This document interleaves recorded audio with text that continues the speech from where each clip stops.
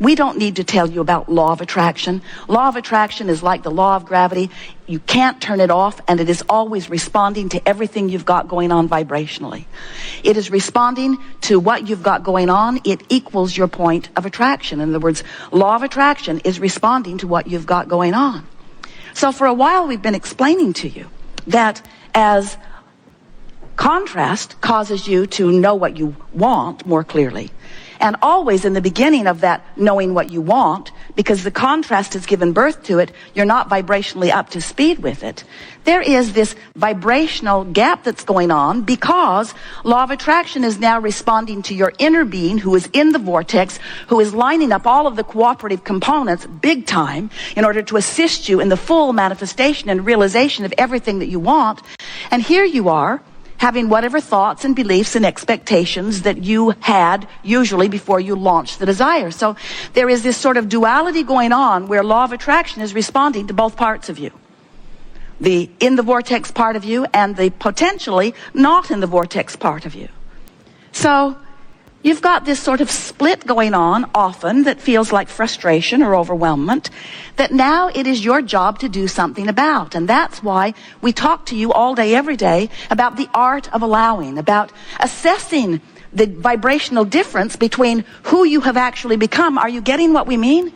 Do you believe that when you launch a rocket that your inner being actually embraces it and becomes it? Do you know that when you're sick, vibrationally you're weller?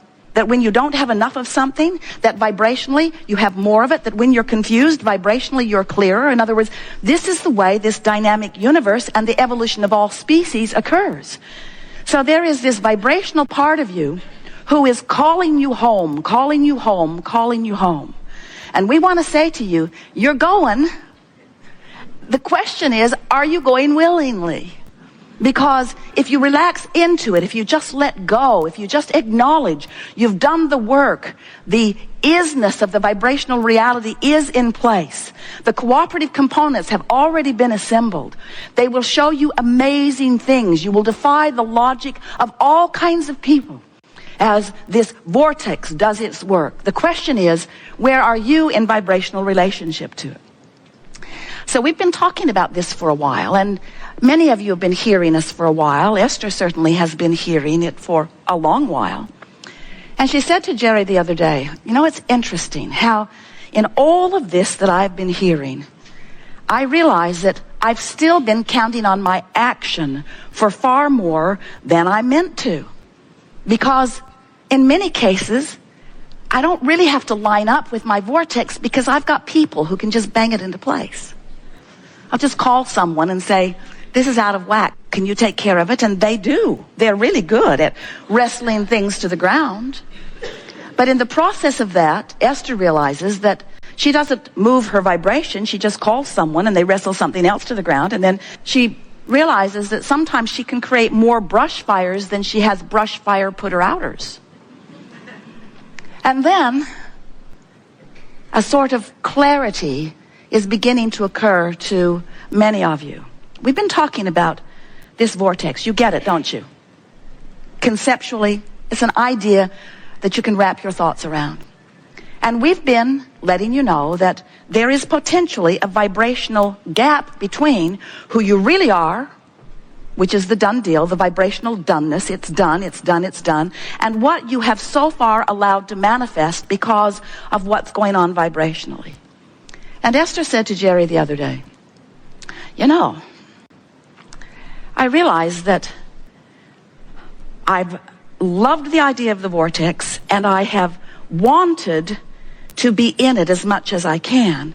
So I have been approaching my reality by trying to think the thoughts that make me align with my vortex. Makes sense. Look for things to appreciate.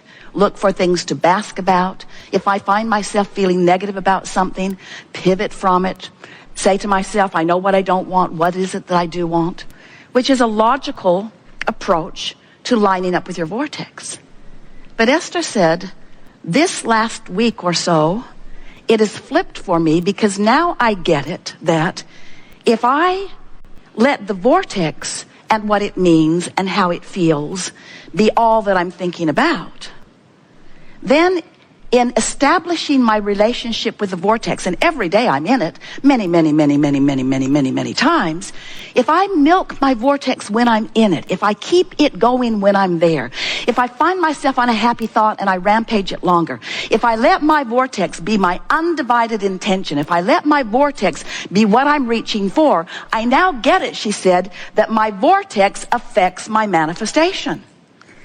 It's a different way of approaching it. In other words, what we want you to gather as a result of the conversation that we're having here today, and as a result of what's going to go on in your lives in the next hours and days and weeks, as a result of what you pick up from this leading edge conversation, what you're going to come to know is that you have complete control over every manifestation that happens in your life if you approach it from inside the vortex. For example, so something happens. Maybe someone walks into your experience and they don't jive with you in the way you would like them to.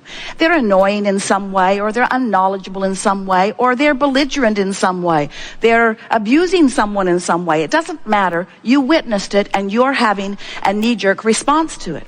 And as you're having this negative emotion, the reason you're having the negative emotion is because you're responding to it in the way that you are. And if you feel negative emotion, it means that your inner being is responding to it in an entirely different way. In other words, what you're feeling isn't about what you've witnessed. It's about your relationship with the larger part of you who's having a different experience. Can you hear that? Because who you really are is loving this obnoxious person, even though you are not. And so the rift that you've got going on is the separation is too strong a word between who you really are and who you're being. So that's a manifestation that happened. This is the thing that we want you to realize. That person walked into your life and you experienced that manifestation.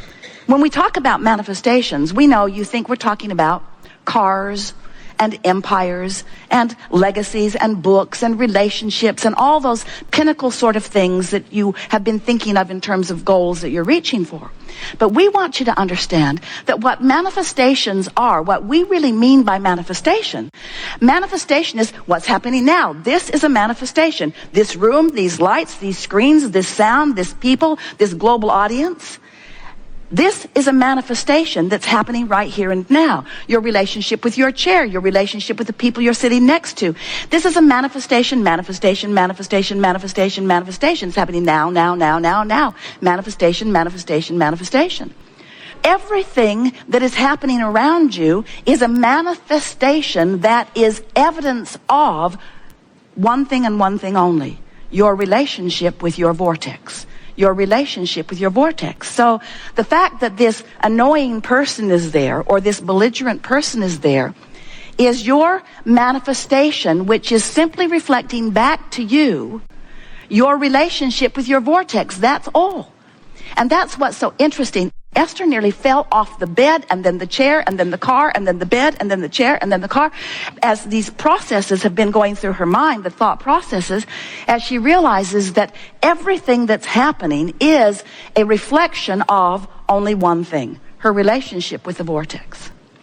So, for example, Esther said to Jerry, if I were to do something for you kitchen-wise, in my beautiful new kitchen, what would you like it to be? And Jerry said, I would like oatmeal and raisin cookies. And Esther said, consider it done.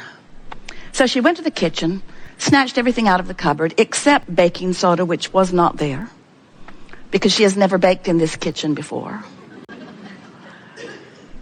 And so she said to Jerry, I'm on the hunt for baking soda. And Jerry said, you know, I think I saw some in the refrigerator at the guest house, because Sylvia has freshened everything, and I think it's in there, like a freshener thing. So Esther said, I'm on it. So she jumped in the car. Now, their garage is carpeted, which is a little tricky, because on 3 occasions, Jerry has ended up at a restaurant with no shoes on. Because it just feels logical to get in the car from the car.